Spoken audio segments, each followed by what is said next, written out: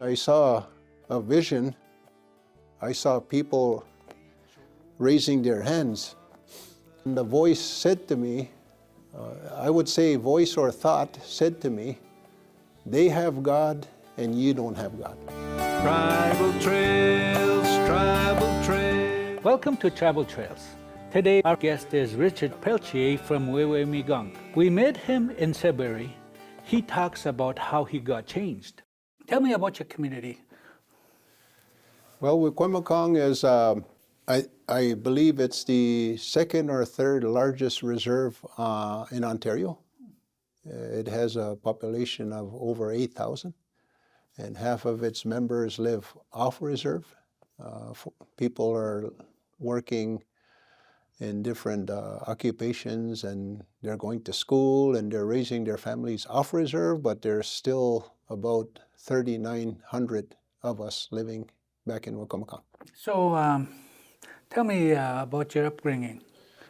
Every household had around 6, 7, or 8 children when I was growing up, and it was common for us to be out on the, we were always playing outside. We played baseball, street hockey, football, soccer, just about anything, and there was always someone between, the same age or a year older or a year younger. Like there was always a good group to have a game. So different families would come from their homes, and we would just play. Mm-hmm. Yeah. Okay. So when did you first hear about Jesus Christ? Well, my brothers and sisters were, I could use the term saved, but they were starting to go to church, I could say, and I was just a teenager, and I went away to school, and I knew that they were going to church, and they weren't going to the Catholic church because there's a big Catholic church on the reserve. It's been there for a long time, since early 1900s. But they were having house meetings. I know now they were house meetings, and they were just going to the next town to have church. But I didn't know nothing about it, and several of my older siblings, maybe about 5 of them, were saved. Mm-hmm. I use the word saved now, but I just know they were saved, but I didn't know. I just thought they were going to church. Mm-hmm. And when I was going to school, I would go and stay with my aunt, and she would invite me to church too. That was my dad's sister. And she would invite me, and I would go just to make her happy or just to please her. But I didn't know the significance of Jesus at the time. I was just a teenager. Mm-hmm.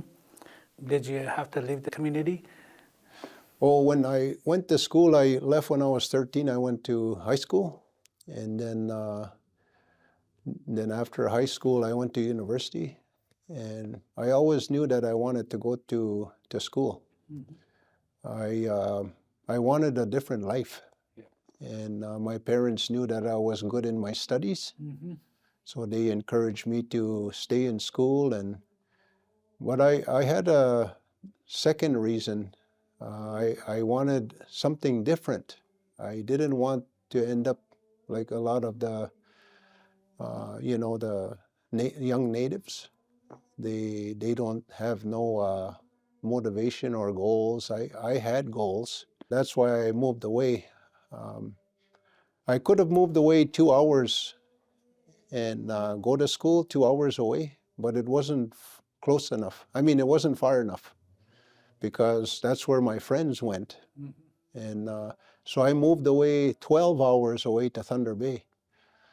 And when I was going to school in North Bay and Sudbury, close to home, all we would talk about is parties with our school friends and just our regular friends. But when I moved away 12 hours away, the atmosphere changed. People were talking about their school. I started to meet people that were really interested in, finishing school. And because I already had planned that that's what I want to do, I fit right in. But I didn't stop the nightlife. I had one more year in university, and I was wondering, can I do this? And it seemed like the stress was mounting for me, and I started to party a little bit more and study less because of the pressure. You know, I just and I realized that you know I don't know I don't know if I can get through this. But in the meantime, um, there was two churches right near the university. I would always walk by there on my way to class. And I told myself, one of these times, I'll probably go in one of those churches. And that time came in February 26 in 1989. That's where I went in. I went in there for an evening service. So the assistant pastor came after the service, and he talked with me, and he encouraged people to stay around the church for a while and just to visit. And he came and sat right beside me and asked me some questions, you know, about my faith. And he asked me if I would give my heart to the Lord.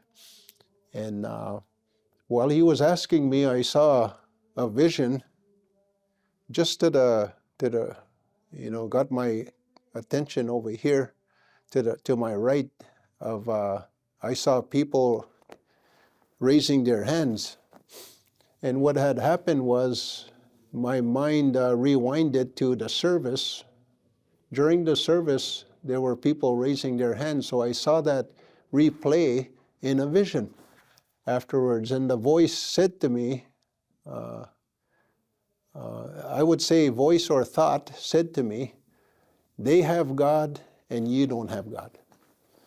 And then after that thought came through my thinking, I said, I started to think the same thing. I said, they have God and I don't have God. I just repeated it, but I did it for myself the second time.